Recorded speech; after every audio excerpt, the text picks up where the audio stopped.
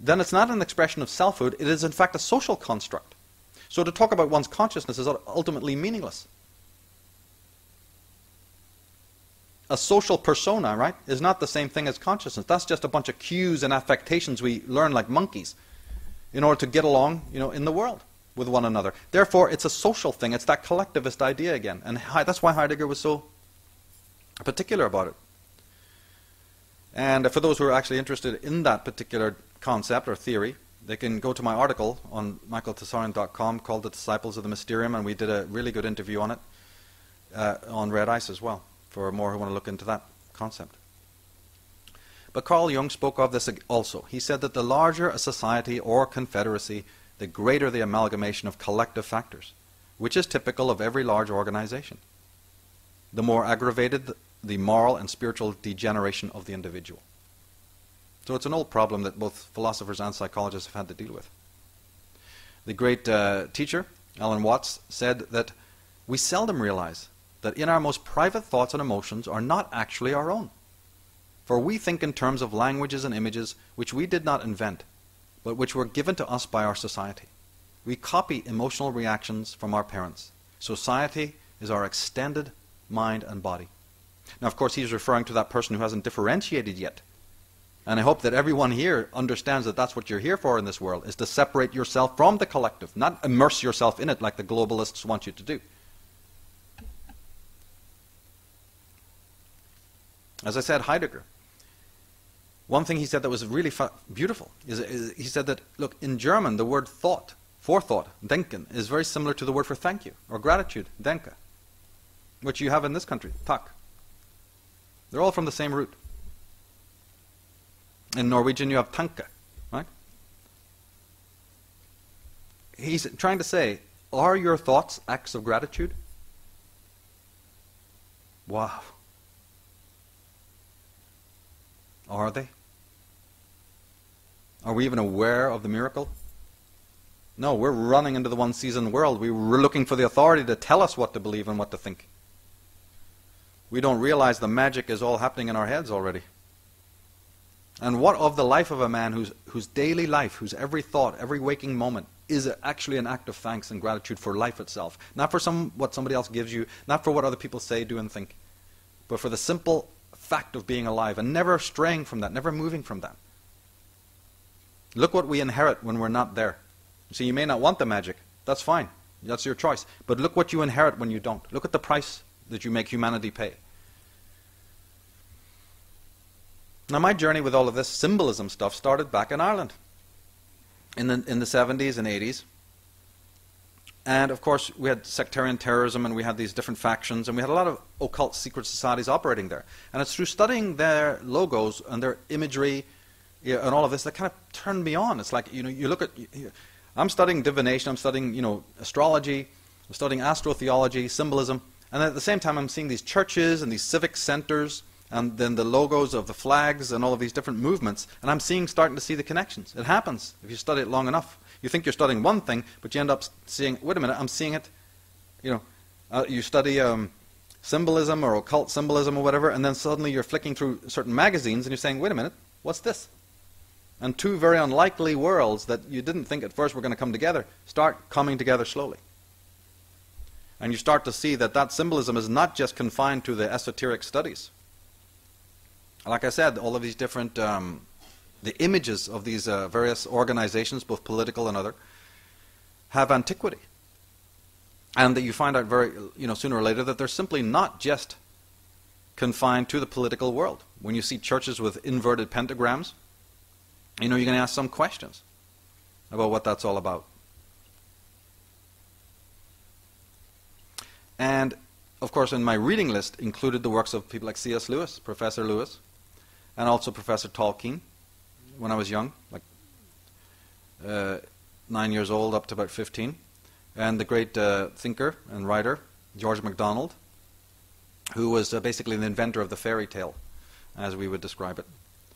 When I went back to America, I bumped into this gentleman, David Singer, who was one of the top artists for Bill Graham, the Fillmore Project.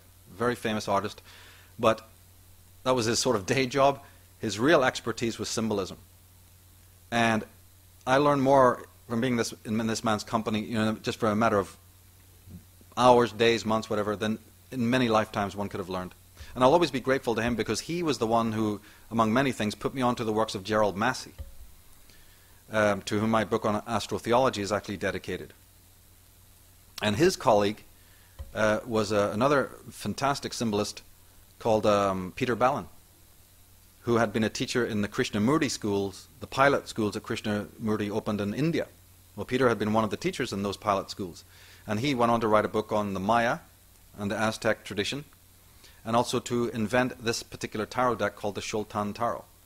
And Peter was the one who introduced me to Swala de Lubitsch, the great Egyptian scholar, or scholar of Egyptology. So these men had a profound impact on my life, see. And when I went back to Ireland, I made sure that I continued the researches that they'd put me on to. And of course, having some Indian in my background, the Indian background helped because, you see, they tell us things that the Western person doesn't know about the ancient ways, the gods, the tribes, all sorts of different things that maybe the Western person has never been taught. And that was also very helpful, of course. I mean, they have the Vedas, the Ramayana, the Mahabharata, full of all those stories of the Vimanas and the wars of the gods and so forth and so on, you see. So that was certainly very helpful as well, to a certain extent. But then, when I was about 15, I was back in San Jose. This interesting thing happened. I was researching intensely different things, and I came across the work of Elizabeth Clare Prophet. And I'm not a follower of her or anything like that. I'm just saying that in my researches, I came across her work. And at that time, she was quite well known. And in it, they had a magazine or something like that, and in it, she had an interview with what she described as one of the ad men from Madison Avenue. Top brass. Somebody probably who had joined her organization, had fallen away from that type of work because it was absolutely loathsome. And therefore was now a whistleblower. And that interview, it's been a long time ago, so I'm not completely remembering those kinds of details. But this ad man, who had been one of the people whose job it was to put into the magazines and the movies this subliminal content that you don't see, had did this fantastic article. And I read it when I was 15, and I couldn't believe it. And it really hooked me, to say, my God, is this going on? And then this article, I kept it with me, and when I came back to Ireland, that sort of sparked me off to, it sort of like was the beginning of the journey. And when I got back there, then I went out into the field, this is in the west coast of Ireland, to really start slowly understanding the megalithic culture there. And to understand that what we've been taught in the history books, you see, is just simply not true. And I mean, as I said, my father and his father, they did introduce me to, Irish music and the architecture. So even though they were sort of atheists and fundamentalists, and he was a Marxist, at least he had a love of his own land. And there, from that was my starting point. And this opened a lot of other doors. But because I was young, to me, watching the trash on the television, a lot of the pop videos, to me, in the Duran Duran videos and the Cure videos and whatever videos you could imagine, like I said in the magazines, the symbolism in there was equally as interesting as you would find at a megalithic site or an ancient church. So again, those two things were coming together. And also I had gone on to study other things like serial killing and all sorts of stuff to do with crime, to wonder what was going on in these people's heads, which led me into studies of mind control and other things as well.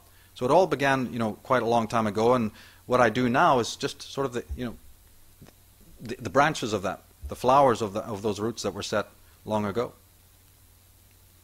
But when you go to these megalithic sites, then you start realizing fundamentally, as I said, that look, you cannot trust the official sources. So in my journey, the theme was basically make trouble, ask questions. Make a lot of trouble, ask a lot of questions, because that's the only way you're going to find out what's going on. When I got back to America again in the 90s, it was about Desert Storm time. And therefore my interest in the political stuff started to intensify. Study of the secret societies then became much more important because of what was going down. And again, why? It's because I have already had a history and a background in the divination arts, in numerology, Kabbalah, right, astrology. So then when I'm looking at the dates that these George Bushes are declaring wars and doing things, or the United Nations is doing something, or the launching of some sort of organization, right? Or the launching of a new currency, or whatever it might be, or a marriage, or a royal event.